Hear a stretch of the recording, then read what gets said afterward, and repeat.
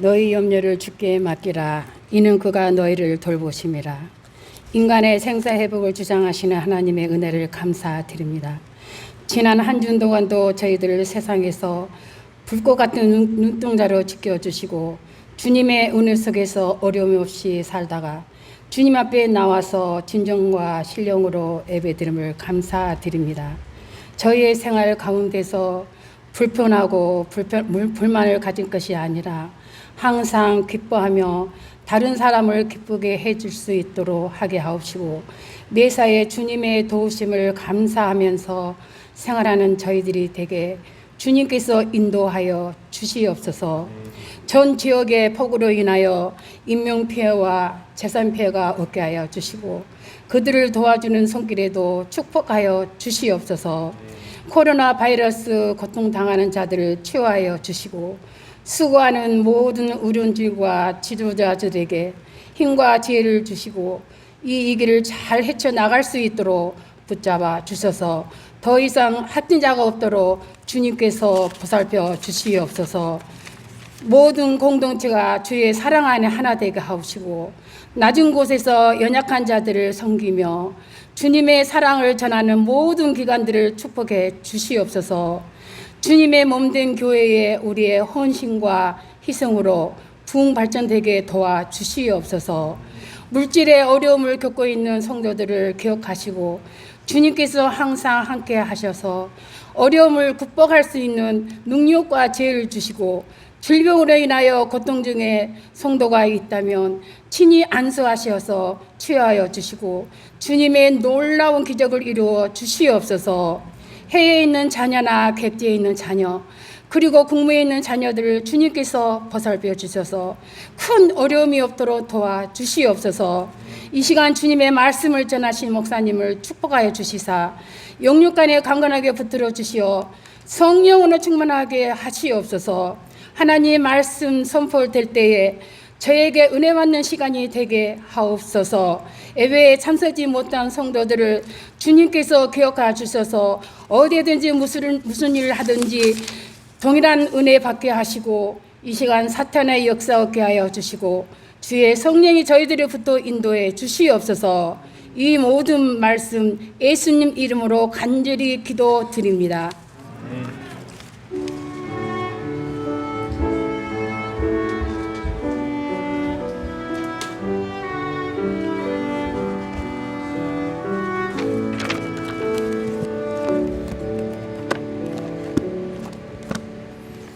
하나님 말씀은 사무엘상 6장 6절에서 13절까지 말씀입니다. 아주 익숙한 부문인데 사무엘상 전체를 조망하는 서론처럼 함께 묵상하고 이 시대를 함께 좀 읽어보면서 우리의 삶의 자세를 좀 바로잡기를 바랍니다. 사무엘서 6장 6절에서부터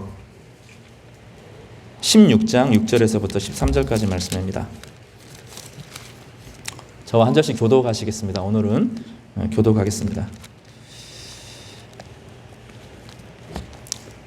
그들이 오매 사무엘이 엘리압을 보고 마음에 이르기를 여호와의 기름 부으실 자가 과연 주님 앞에 있도다 하였더니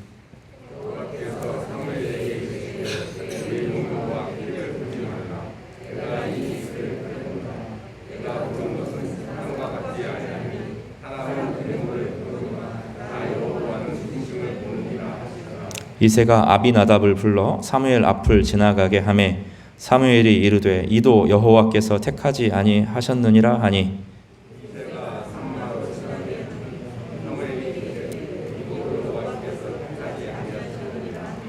이새가 산마로 지나가게 하매 사무엘이 이르되 이도 여호와께서 택하지 아니하셨느니라 하니라. 이새가 그의 아들 7을 다 사무엘 앞으로 지나가게 하나 사무엘이 이새에게 이르되 여호와께서 이들을 택하지 아니하셨느니라 하고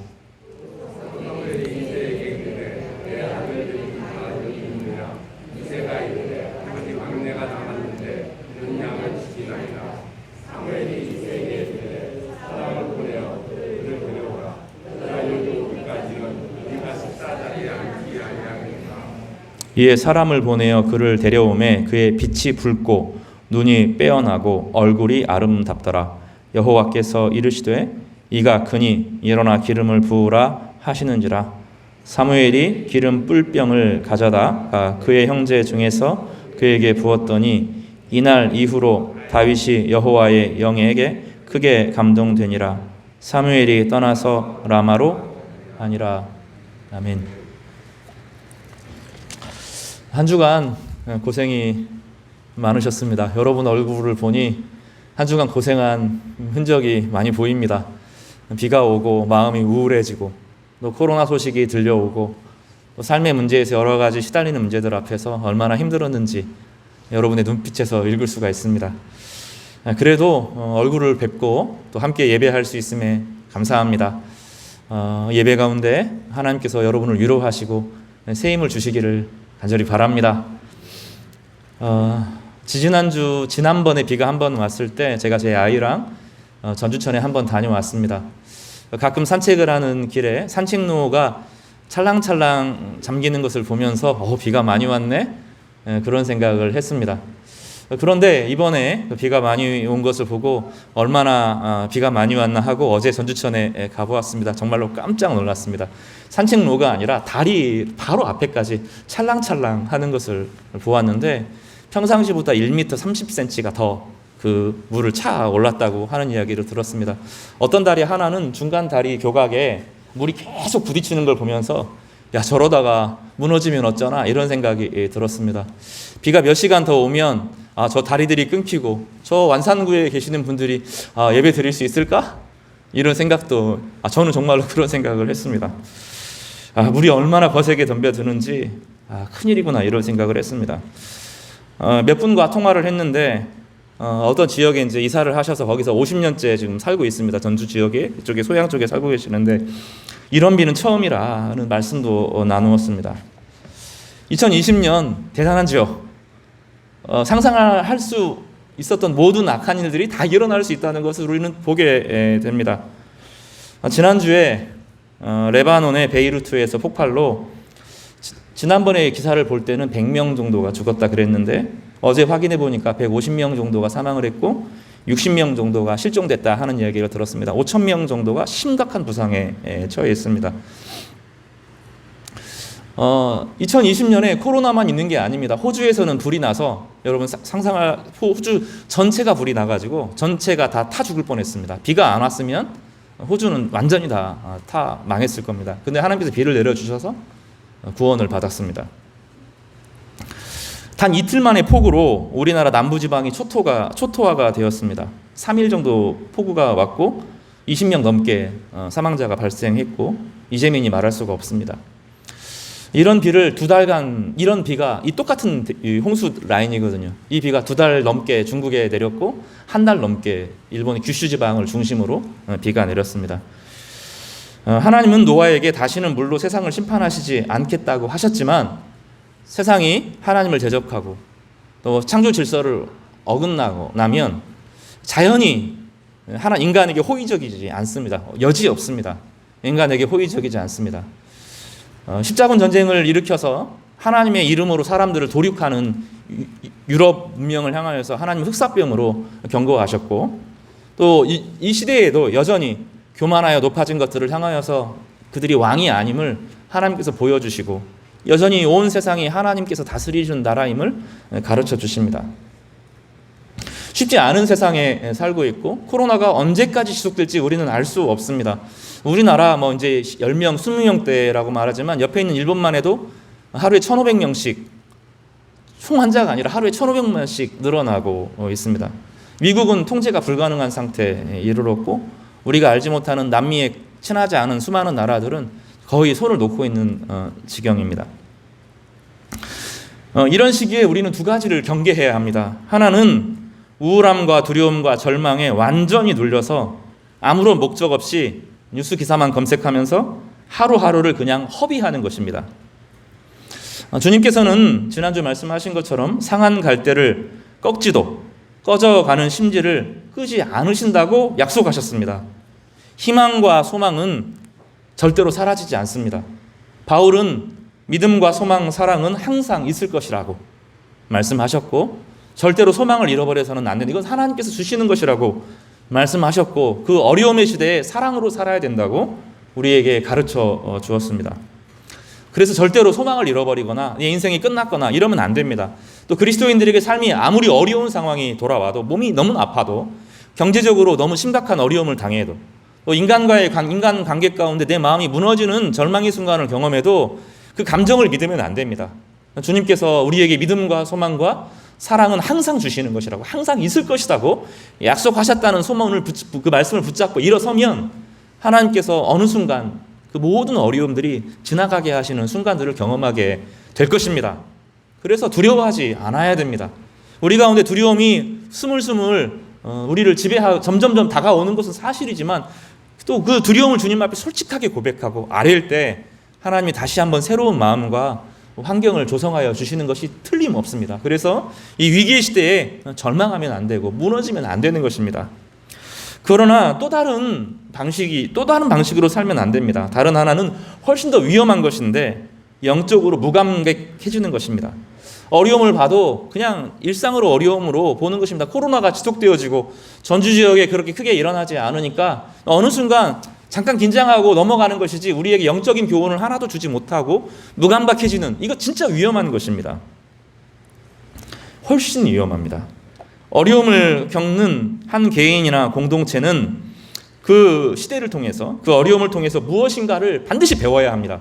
하나님께서 이 어려움을 우리 가운데 주시는 이유가 무엇인지 잘 배우면 이것이 전화위복이 되는 것입니다. 많은 사람들이 말하는 것처럼 다시는 코로나 이전으로 돌아갈 수 없을 것입니다. 공동체가 붕괴되어지고, 교회에 대해서 사람들이 적대적이 되어지고, 또 경제가 있어서 이제 자국 중심주의로 가게 되면서 선교가 어려워지고, 여러 가지 어려움들 이전으로 돌아갈 수 없을 것입니다. 그러면 이 시대에 우리가 어떻게 삶을 살아야 할 것인가? 대전환기의 시대에 절망해서도 안 되고, 무감각하거나 당연한 그냥 절망 속에서 살아가는, 아니면 그냥 무감각하게 영혼이 죽은 것처럼 살아가면 안 되고, 이 위기의 시대에 어떤 방식으로 살아야 되는지 주님은 성경을 통해서 여러 번의 역사와 교훈을 통하여서 가르쳐 주셨습니다. 이 두 가지 위험을 피하고 하나님께서 원하시는, 정말로 주님께서 이 어려움의 시대 가운데 주시고자 하는 삶의 교훈을 함께 발견하고 누려가고 세워가는 우리 지혜롭고 하나님의 은혜를 누리시는 귀한 성도님 되시기를 주님의 이름으로 축복합니다. 주님은 교회를 향하여서 세상의 빛이라, 소금이라고 말씀하셨습니다. 어두움이 깊을수록 빛은 밝게 드러나게 됩니다. 어두움이 깊은데 같이 어두워지면 우리가 깨닫는 거죠. 우리가 빛이 아니었구나. 이 시대가 점점 어려워지는데 사람들이 교회를 신뢰하지 않는 이유는, 교회들이 빛이 아니었구나 하는 것을 반문하는 것이죠. 확인하게 되는 것입니다. 그러나 진리의 빛을 따르고 진리의 빛이 주님을 따르는 공동체들은 그 어둠의 시대의 빛을 반드시 드러낼 것입니다. 이 어둠의 시대가 문제가 아니라 우리에게 빛이 있느냐 없느냐, 이것이 우리에게 중요한 것이죠. 그런 의미에서 몇 주 동안 하나님의 마음에 합한 사람 다윗을 살펴보려고 합니다. 저는 그를 여명의 사람이라고 부릅니다. 시대가 엄청난 변화를 맞는 이 대전환기, 이 시기에 많은 이들이 낙담하고 낭망하고 좌절할 것입니다. 예상할 수 없었던, 작년에는 전혀 한 번도 생각해 보지 못했던 새로운 위기가 다가오면서 마음이 무너지고 기회 자체가 박탈되어지고 계획했던 모든 것들이 떠널려가는 그런 위기의 순간들을 경험하게 되는 것입니다.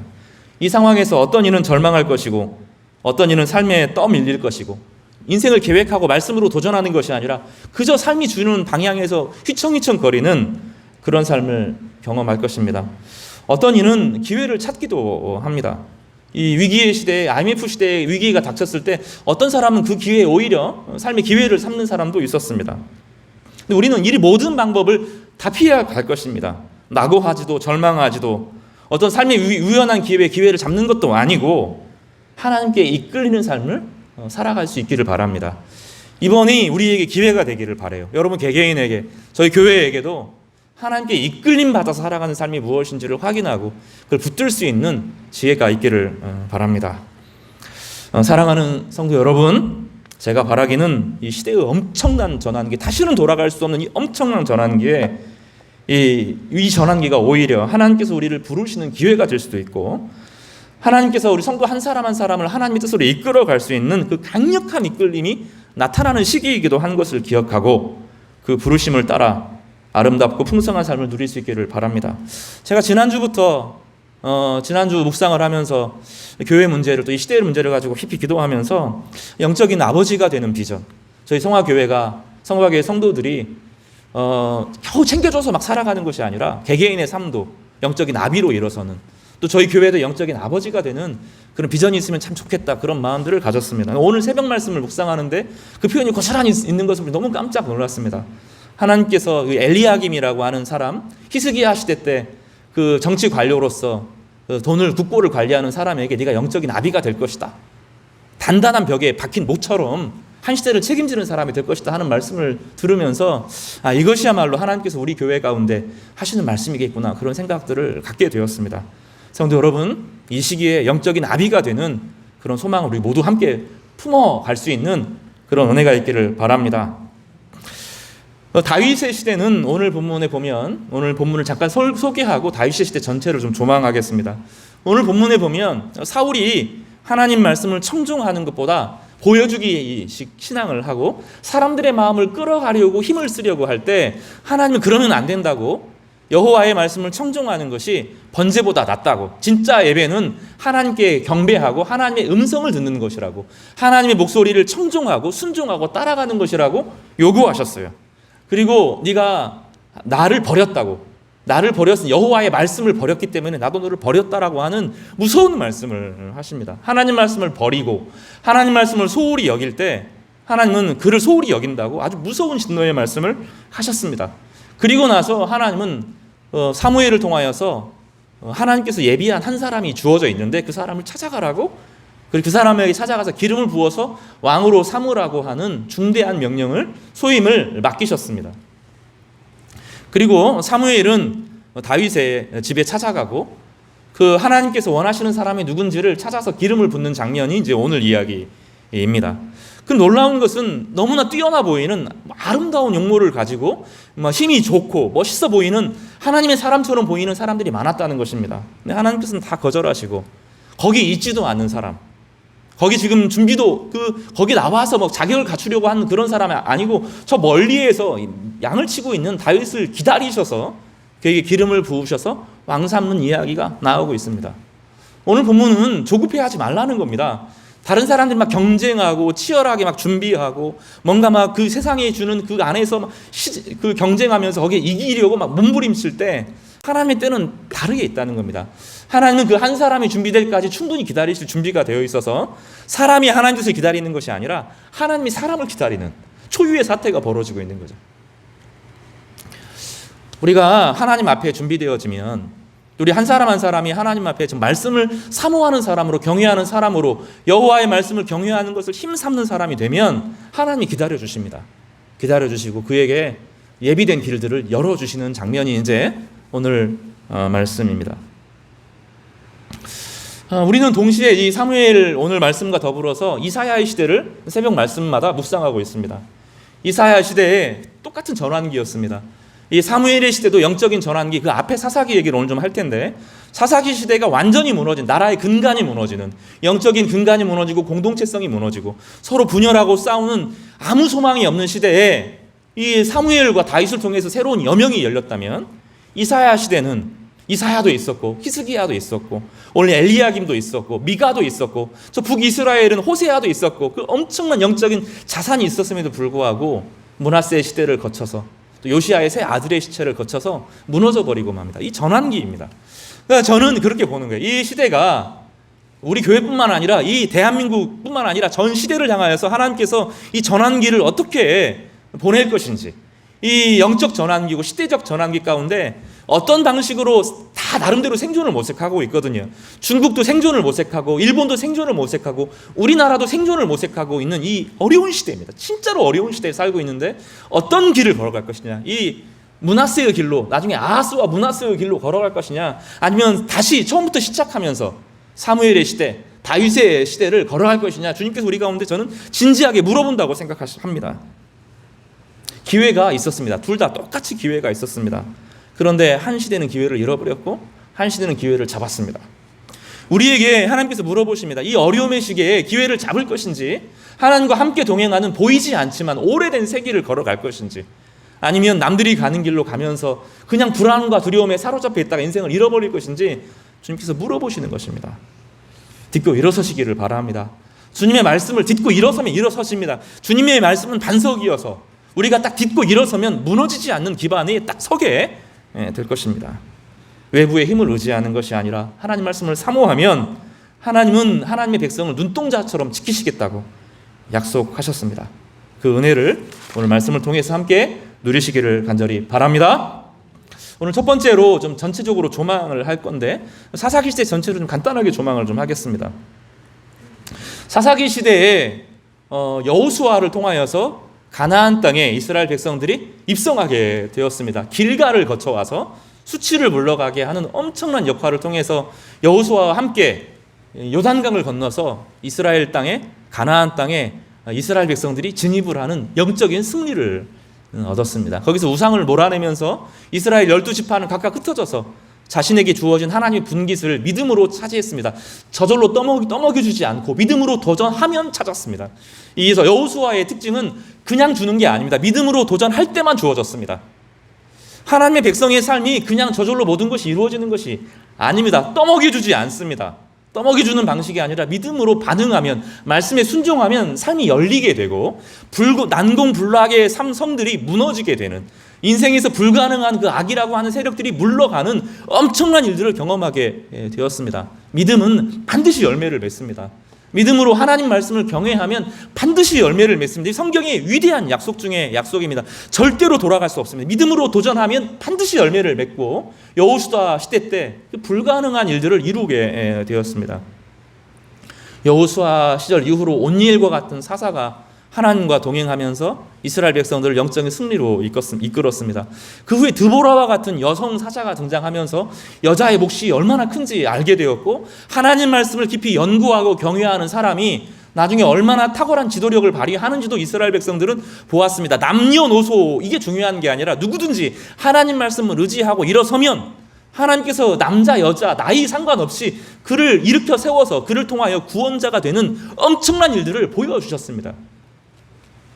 여기 어린아이들도 있고 어르신도 있습니다. 남자도 있고 여자도 있습니다.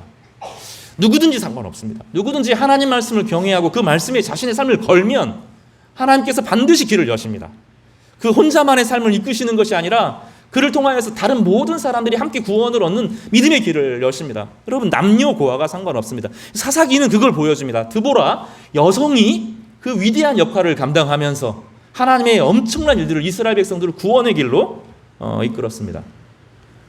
그러나 그 후에 이스라엘 백성들은 점점점 하나님과 거리가 멀어졌습니다. 농사를 짓고 가만히 있어도 땅에 소산이 자라나는 것을 보면서, 예전에 광야를 지날 때는 매일매일 하나님께서 공급하시는 것을 기적을 보았는데 이제는 땅을 일구고 밭에 씨를 뿌리면서 가만히 두면 땅에서 소산이 자라나는 것을 보면서 가나안의 풍요의 신, 이 바알의 신을 섬기게 되고 아세라 신을 섬기게 되면서 점점점 동화되어 갔습니다. 기도하지 않아도 열매가 맺힙니다. 기도하지 않아도 삶이 뭔가 풍성한 삶이 주어집니다. 기도하지 않아도 창고에 곡식이 쌓이기 시작합니다. 하나님 경외하지 않아도 됩니다. 더 이상 기도의 능력이 필요가 없고 기적이 필요가 없는 시대에 그들이 살았습니다. 그래서 그들은 세속화되었습니다. 세속화의 특징은 내 삶에 기도 없어도 다른 일이 저절로 되는 겁니다. 기도하지 않아도, 진지하게 기도하지 않아도 모든 일이 저절로 이루어지게 되고, 기도 없이 세상이 너무나 잘 사라지는 것이 세속화 시대입니다. 하나님 말씀을 더 이상 신뢰하지 않습니다. 말씀이 가벼워지는 시대에 살았습니다. 이게 첫 번째 특징입니다. 어려움이 스물스물 찾아오게 되었습니다. 어둠이 찾아오면서 하나님께서 중간중간에 사사를 일으켜 세워주십니다. 온니엘 이후로, 드보라 이후로 이제 기드온이라는 사람이 등장을 하게 되는데, 기드온은 이 에브라임이라고 하는 여호수아 지파에서 딸려 나온, 여호수아 원래 에브라임 지파가 요셉의 둘째 아들이었는데 이 둘째 아들을 장자로 임명하면서 장자가 되었고 첫째 아들이 둘째로 밀려났습니다. 므낫세 지파의 기드온을 하나님께서 세우셨습니다. 에브라임 지파는 이해할 수 없었습니다. 아주 탁월한 에브라임 사람들이 아니고 왜 므낫세에 있는 지파에서 기드온을 일으키는지 이해할 수 없었습니다. 그러나 하나님께서 보시는 것은 에브라임 지파의 정통성이 중요한 게 아니라, 요셉의 후손으로 정통성을 가지고 있는 에브라임이 아니라 버려졌고 둘째 차자로, 장자인데 차자로 밀려난 이 사람에게 하나님을 경외하는 사람이 있으면 그를 통하여 일하시는 것을 보여주셨습니다. 정통성 뭐 이런 거 중요하지 않습니다. 하나님 앞에 신실한 사람이 있으면 하나님 그 사람 찾아내시는 거죠. 에브라임 지파가 기드온을 시기했습니다. 기드온이 그 블레셋 지파를 이기면서 미디안 지파를 이기면서 큰 힘을 발휘하게 구원자의 역할을 하는데, 에브라임 지파가 찾아와서 왜 우리에게 연락하지 않았냐고 공동체 안에서 심각한 시기가 생겼습니다. 교회 안에도 이 시기심은 진짜 문제입니다. 내가 하나님 앞에 기도하고 준비되어지면 하나님께서 우리를 각각 쓰시는데 다른 사람을 시기합니다. 다른 사람이 하는 것을 가지고 왈가불가합니다. 교회 안에서도 시기하면 안 되거든요. 다 한 몸이고 한 공동체인데 서로 시기합니다. 이거는 진짜 위기가 돌아온 겁니다. 서로가 시기하는 것, 다른 사람이 좀 높임받아 보이는 거 보면 꼴을 못 참는 것, 이거는 공동체에 큰 위기가 닥쳐온 거죠. 이 에브라임 지파가 공격해 올 때 기드온이 양보합니다. 나는 이 에브라임 지파의 아무것도 아닌 이제 므낫세 중에서도 가장 형편없는 집안에서 태어난 아무것도 아닌 사람입니다 하고 통 크게 딱 넘어가면서 그 공동체 위기가 딱 끝납니다.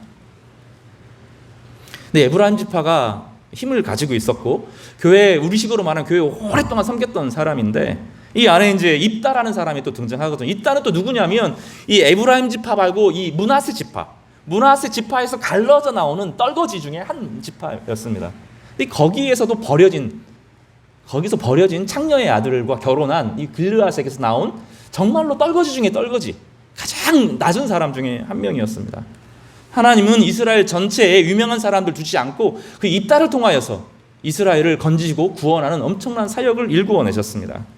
그래서 이번에도 이 에브라임 지파가 쳐들어와서 왜 우리에게 말하지 않고 전쟁을 했냐고. 사실은 이 길르앗 지파 사람들이 우리가 어려움에 처질 때 우리가 어렵습니다 하고 막 도와달라고 그랬는데, 가만히 있다가 다 끝나고 나니까 왜 우리 안 끼워주냐고 끼어들면서 공동체가 와해됩니다. 이때 있다가 기드온처럼 물러갔으면 공동체 평화를 지켰을 텐데 물러나지 않고 에브라임 지파와 싸우면서 에브라임 지파의 반을 전멸시키는 비극이 벌어지게 됩니다. 이게 그 유명한 십볼렛 사건이죠.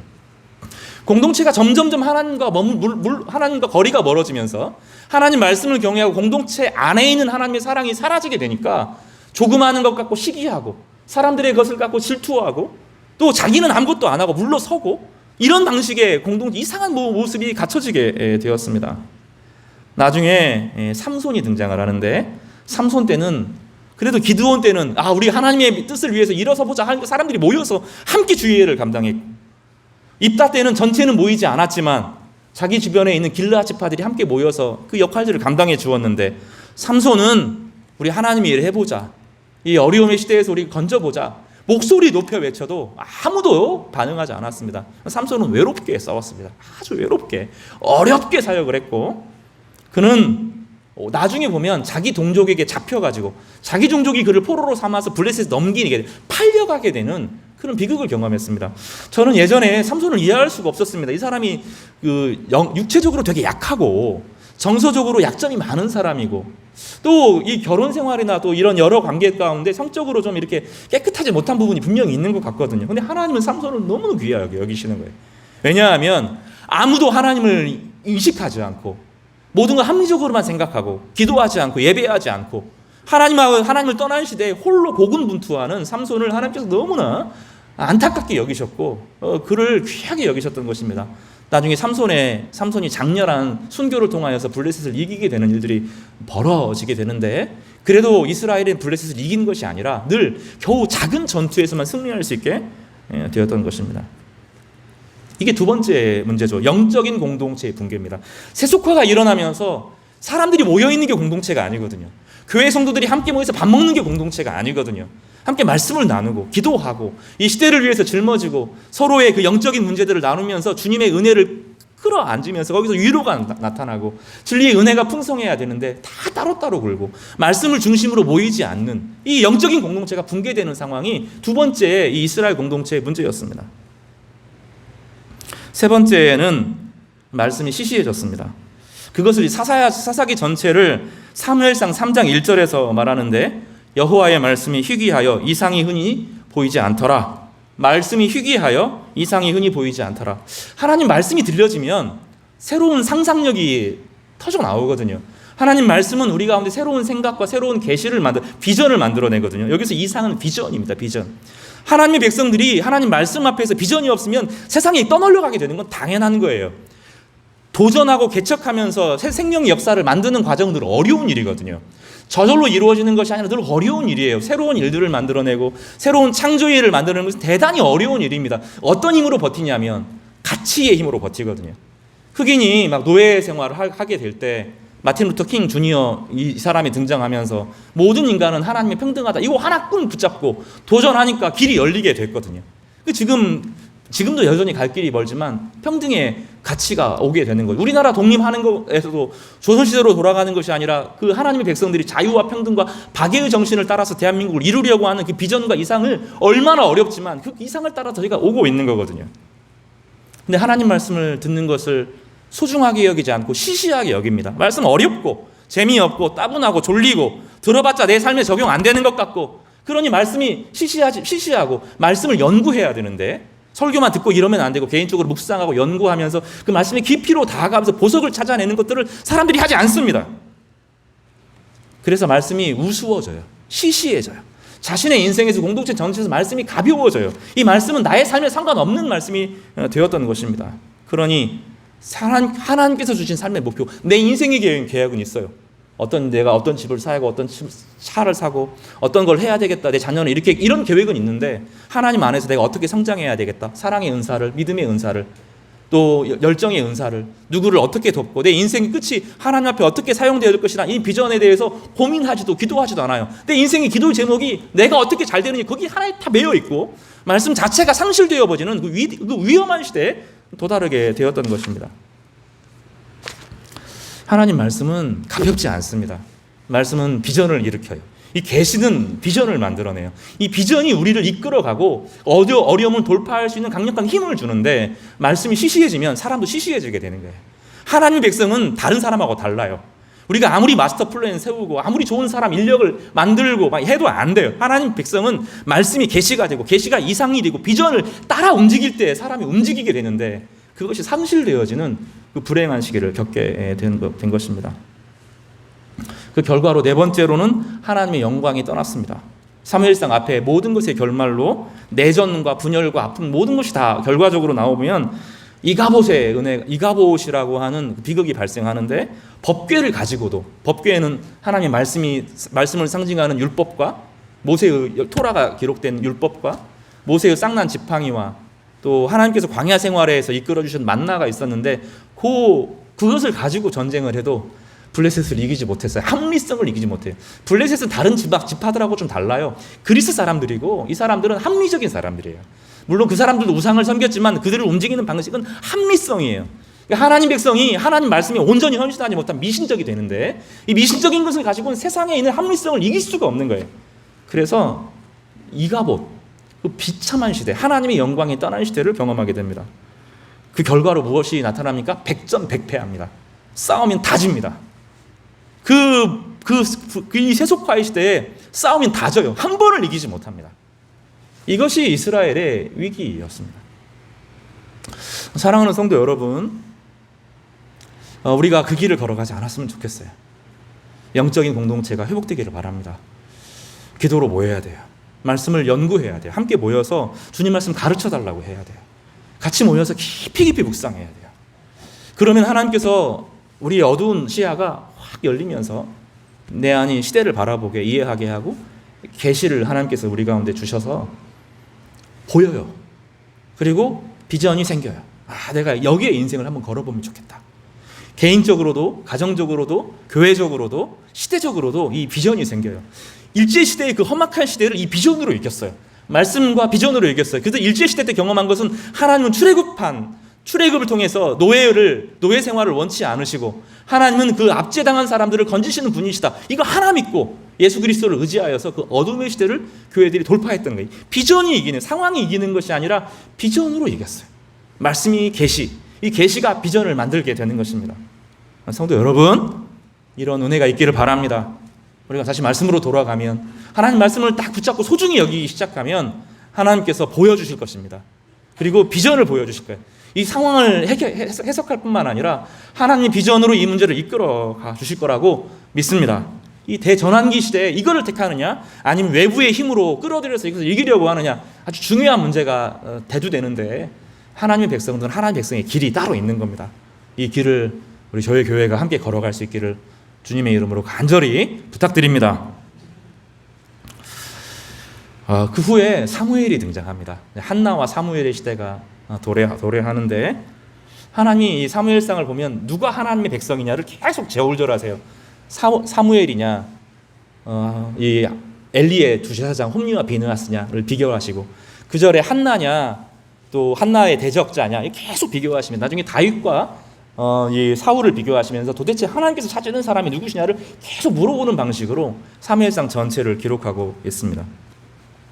사무엘은 열매를 맺은 사람은 아닙니다. 사무엘은 열매를 맺은 사람이 아니라 열매가 아니라 씨 뿌리는 사역을 했습니다. 한 시대는 열매를 다윗과 같은 사람이 등장하려고 할 때 어느 순간 탁 등장하는 것이 아니라 그 씨 뿌리는 시기가 있어요. 씨를 뿌리고 자라내는 시기가 있습니다. 여러분은 어떻습니까? 여러분의 시대에 부모님이 여러분을 통해서 누군가가 뿌려놓은 것 위에 토 위에서 여러분이 자라고 지금 있을 거예요. 누구나 다. 근데 여러분의 시대 이후에 결실을 할 것인지 농사를 망칠 것인지 지금 우리에게 주어질 것은 바로 그 시대를 사는 거죠. 사무엘은 풍성한 추수를 거둔 사람은 아니었어요. 그러나 그는 뿌리는 사역에 최선을 다했고 다음 세대 다윗의 시대에 풍성한 결실을 맺습니다. 그 법궤를 빼앗겼을 때 이스라엘 백성들 가운데 슬픔이 돌아왔습니다. 백전백패의 시대에 모든 인생이 슬픔으로 귀결되죠.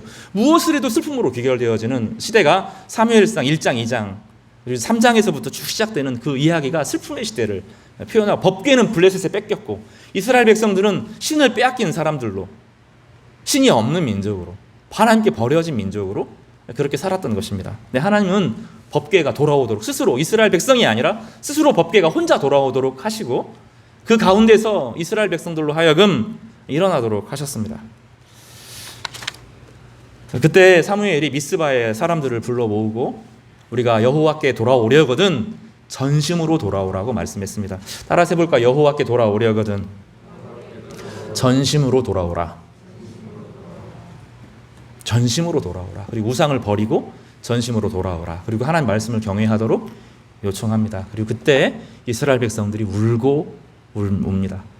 그때 그들이 그 인생의 슬픔을 담아서 하나님 앞에서 눈물을 터뜨리고 회개의 눈물을 흘리고 이 사무엘은 물을 부어서 미스바에서 물을 부어서 하나님의 은혜를 구합니다. 어김없이 블레셋이 쳐들어왔습니다. 그때 그 100년 넘게 졌거든요. 삼손의 시대에도 한 번 이겼지 계속 졌고 또 자기끼리 내전하면서도 싸우지 블레셋을 감당하지 못했는데 하나님께서 첫 승리를 그들에게 주십니다. 이 눈물의 기도, 영적인 공동체가 그때 재건이 됩니다. 사무엘에게 있어서 미스바 사건은 영적인 공동체가 무너졌던 영적인 공동체가 말씀으로 기도로 돌아오는 단초가 되는 첫 번째 발걸음이 된 것입니다. 하나님은 너무 기뻐하셨어요. 너무 기뻐하죠. 이스라엘 백성들이 하나님 없이 살고 자신의 힘 의지하고 미신적으로 살다가 이제 하나님께 돌아와서 눈물 콧물 쏟고 나의 모든 슬픔 하나님께 맡기고 여기서 다시 시작하겠습니다라고 사무엘과 함께 동참할 때 하나님 너무 기뻐하셨어요.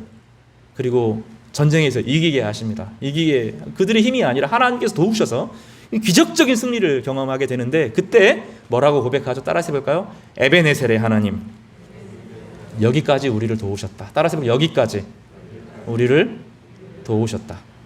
불가능한 일에서 좌절과 실패와 좌절만 있는 곳에서 그들을 건지시고 그들을 이겨내시면서 여기까지 우리를 구원하셨다. 이런 고백이 터져 나오도록 하셨다는 것입니다. 성도 여러분 이런 고백 해보셨어요? 내 인생을 살아오는데 정말 이 불가능한 절망과 좌절밖에 없었는데 주님께서 힘을 주시니 내가 이걸 이겼다. 내가 불가능한 것을 이제 이겼다. 뚫고 나갔다. 드디어 내 큰 장벽, 내 인생에서 도무지 해결되어질 것 같지 않은 그 위기에 이스라엘에게서 블레셋의 위기를 뛰어넘는 건 난공불락의 어려움을 딱 뛰어넘는 그 위대한 순간들이 바로 거기에서 일어나게 되었던 것입니다. 영적으로 이겨내면 하나님과의 관계가 온전히 회복되어지면 백전백패의 삶에서 이제 바뀌어서 에베네셀의 하나님을 고백하는 그 위대한 순간들을 반드시 경험하게 되면 이 약속이고 확증이고 그리고 과거의 기록이고 늘 하나님의 백성들 가운데 나타나는 기적의 역사인 것입니다. 성도 여러분, 이 에베네셀의 하나님을 만나시는 귀한 축복을 누리시기를 주님의 이름으로 축복합니다. 그리고 이제 사무엘은 순회 사역을 하는데 세 곳에서 순회를 합니다. 하나는 베델, 따라서 베델, 길갈, 미스바. 이 베델은 이스라엘 백성들이 가나안 땅에 처음 입성할 때 하나님만 의지하겠다고 결심했던, 수치를 몰라가고 나는 하나님밖에 없다라고, 하나님만이 나의 힘이라고 고백했던 것이 길갈입니다. 길갈. 베델은 야곱이 다 버려져서, 자신의 조상 야곱이 모든 것을 버리고 고향을 떠나서 홀로 되었을 때, 아무도 없을 때 홀로 되었을 때 하나님 앞에 기도하면서 은밀하게 기도했을 때 하나님께서 그의 꿈을 보여주시고 하늘과 땅이 연결되어 있는 사다리를 보여주시면서 그로 하여금 기도의 사람으로 하나님을 소망하게 만들었던 사람이 바로 그것이 베델입니다. 그런가 하면 이 미스바는 어떤 곳입니까? 하나님 앞에 영적인 첫 승리를 경험했던 바로 그곳, 영적인 공동체가 회복되었던 바로 그곳에서 사무엘이 세 곳을 돌아다니면서 평생 순회 사역을 하는, 다른 사역하지 않고 말씀을 가르치는 사역을 그곳에 집중적으로 하게 되었습니다. 그곳에서 영적인 사람들이 일어나고 하나님의 사람들이 일어나고 하나님 사람들이 새로워지고 그 말씀의 사역이 모든 것을 바꾸어 놓았던 것입니다.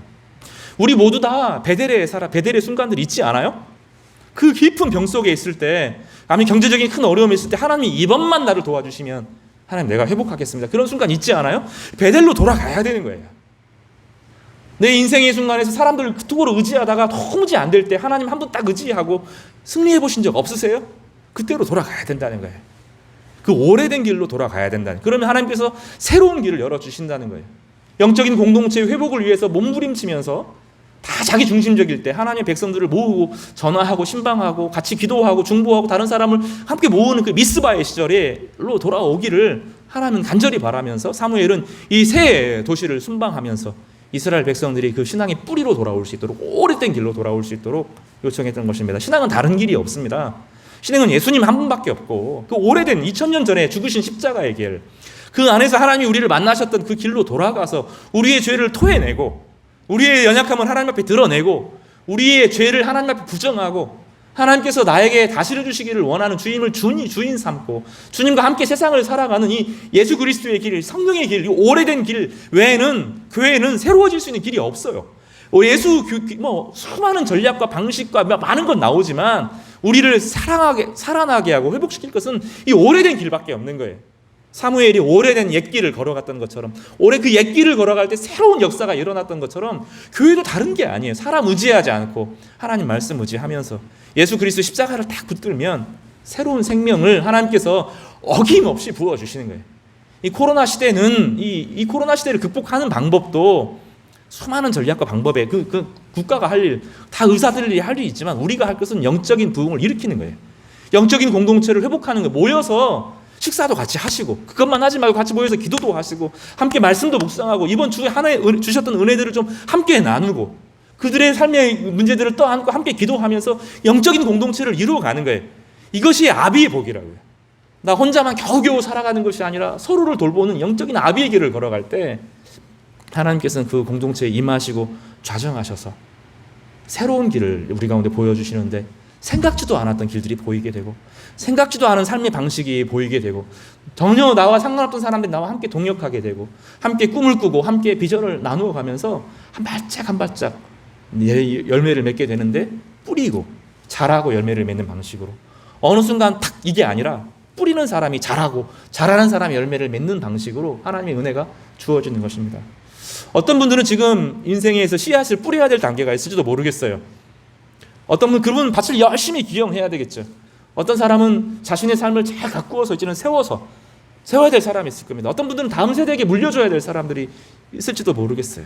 그 시기하고 상관없이 주님 앞에 믿음으로 도전하면 하나님 반드시 여러분에게 아름다운 것으로 축복하여 주실 것입니다. 그 은혜가 여러분에게 있기를 바랍니다. 그리고 이제 오늘 사울의 이야기가 나오고, 사울은 다시 한번 나중에 말씀을 드리겠지만 사울은 참 위험한 사람이었어. 참 하나님께서 처음에 시작은 좋았는데 나중에 하나님께서 원하시는 것과 세상이 원하시는 것을 가운데 두 가지를 같이 가지려고 하다가 세상을 택하게 되고 망하는 길로 걸어가게 되었습니다. 그러나 다윗은 그렇지 않았습니다.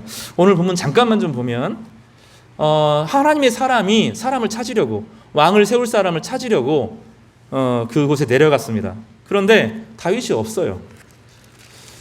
그리고 다윗의 형들을 찾아서 이 사람이 하나님의 사람입니까? 이 사람이 왕이 될 사람입니까? 왕이 될 사람입니까? 물어보는데 그곳에 없다는 거예요.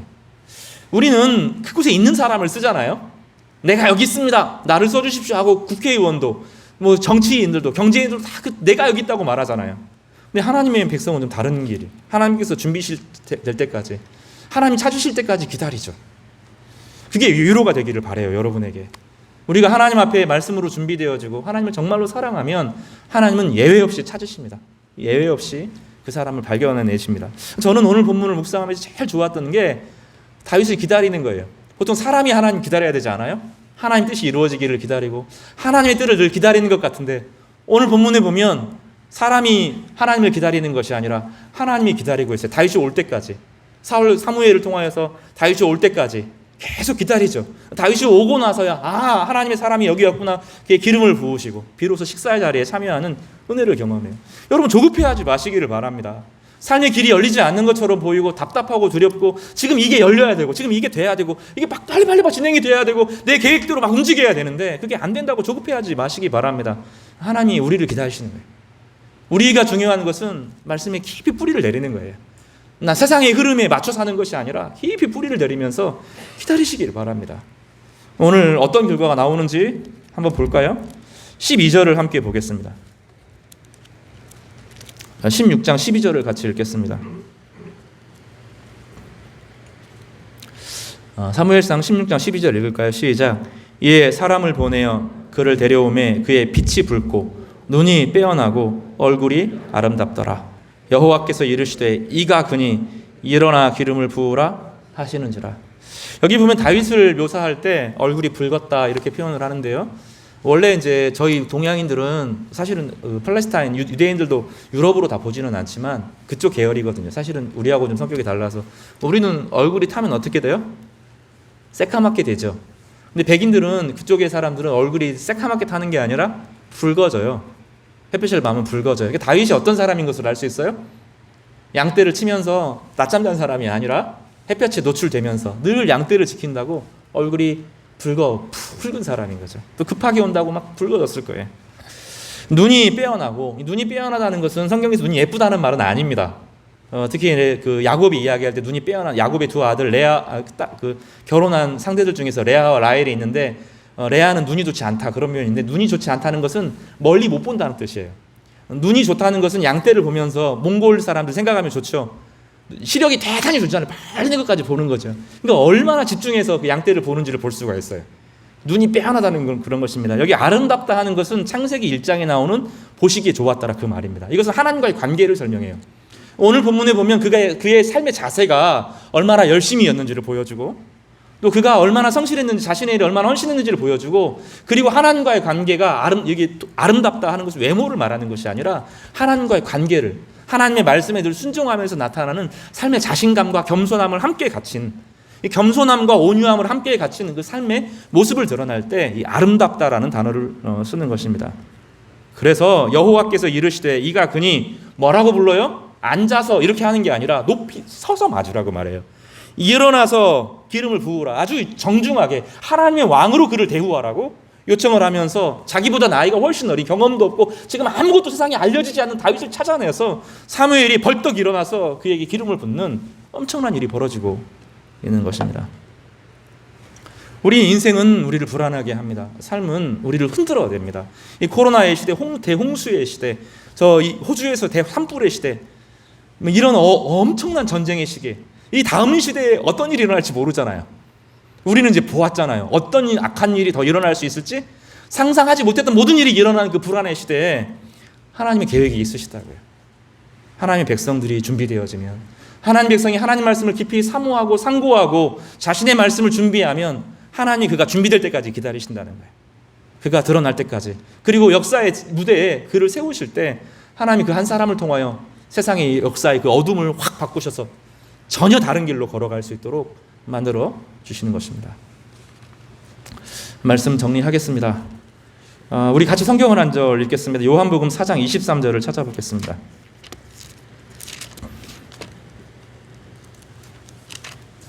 요한복음 4장 23절 말씀입니다.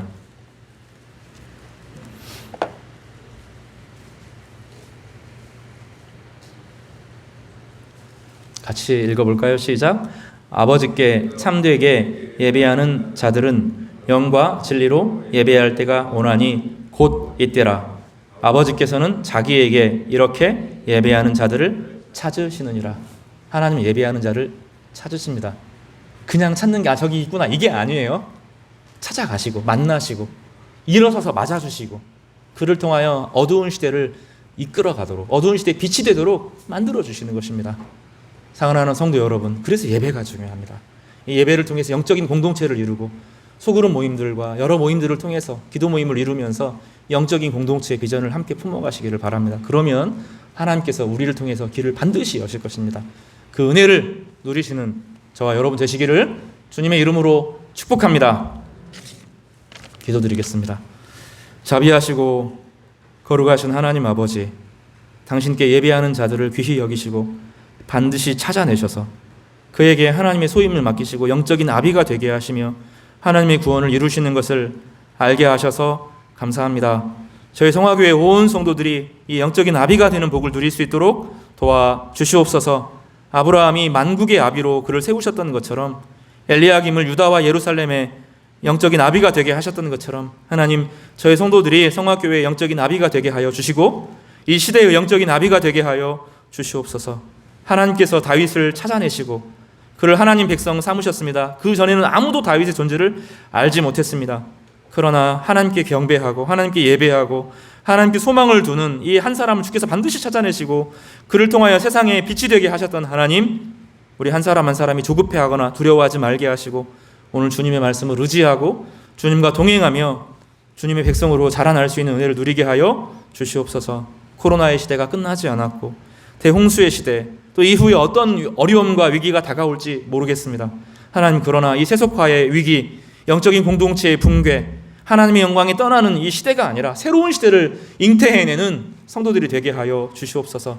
우리 성도들의 마음을 하나님께서 열어주시고 잘 준비시켜 주셔서 함께 기도할 때 하나님의 은혜가 임하고 하늘이 열리고 주의 성령이 폭포수같이 우리 한 사람 한 사람에게 쏟아지는 은혜를 누릴 수 있도록 도와주시기를 바랍니다. 그리하여서 예수님께서 우리에게 하셨던 것처럼 상한 갈대를 꺾지 않고 꺼져가는 등불을 끄지 않고 희망과 소망이 되는 하나님의 백성들이 될 수 있도록, 하나님의 백성으로 우뚝 일어설 수 있도록 우리 성도들의 삶을 축복하여 주시고 그 가운데 매 순간 기도가 응답되어지는 은혜를 누리게 하여 주시옵소서.